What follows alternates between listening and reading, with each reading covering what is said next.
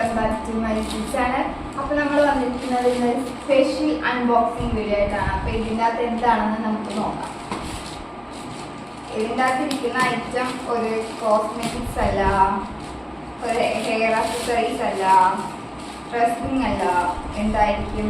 എനിക്ക് എന്തായാലും നമുക്ക് ഓപ്പൺ ചെയ്ത് നോക്കാം എന്താണെന്ന്.